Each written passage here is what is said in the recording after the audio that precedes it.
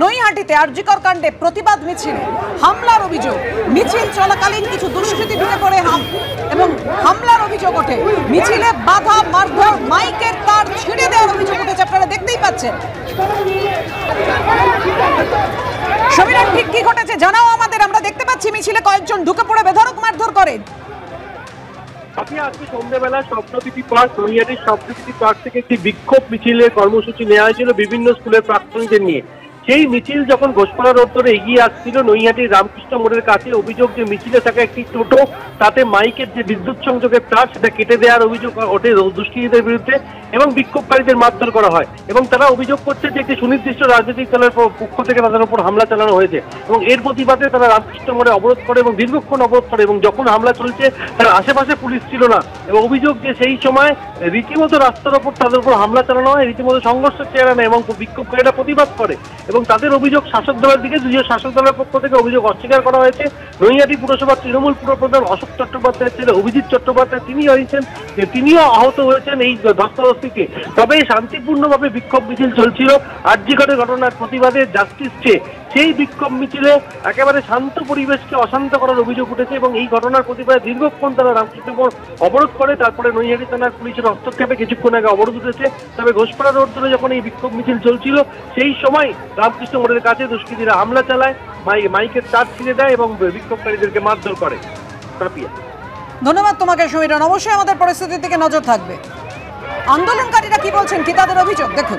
জমায়েত হয়েছিলাম স্বপ্নবীথি পার্কের সামনে, সেখানে আমাদের প্রাক্তনী বাদ দিয়েও মানুষের ঢল ঢুকে গেল পেছনে এবং বিভিন্ন জায়গাতে, এবং কিছুটা পেরিয়ে আসার পর থেকে ওরা ঝামেলা শান্তি শুরু করে এবং গায়ে হাত তোলে।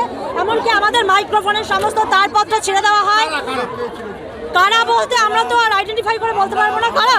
আমরা ন্যায্য বিচার চেয়েছি, আমরা জাস্টিস ফর আরজিকর চেয়েছি। আমরা কোনো নির্দিষ্ট কোনো রাজনৈতিক তকমা লাগানো দলের বিরুদ্ধে কোনো স্লোগান দিইনি, প্রশাসনের বিরুদ্ধে কোনো স্লোগান দিইনি।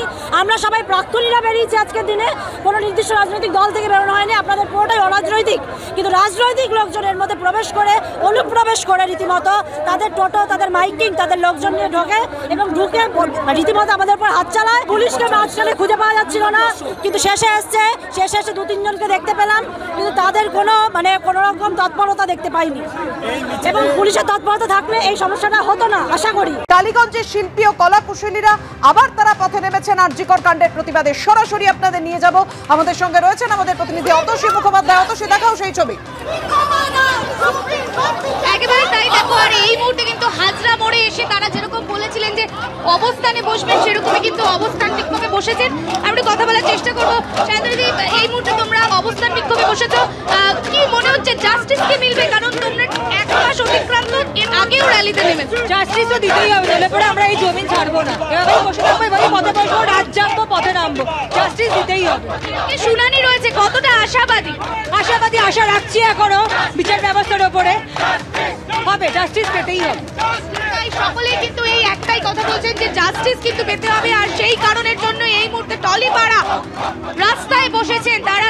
টলিগঞ্জ ট্রাম ডিপো থেকে পদযাত্রা করে এগিয়ে এসেছেন এবং হাজরা মোড়ে তারা অবস্থান বিক্ষোভে বসেছেন এবং বহু মানুষ কিন্তু একত্রিত হয়েছেন হাজরার মোড়ে। কিন্তু এই মুহূর্তে জনজোয়ার বলাই যায়। প্রীতম সেই ছবি দেখাচ্ছে।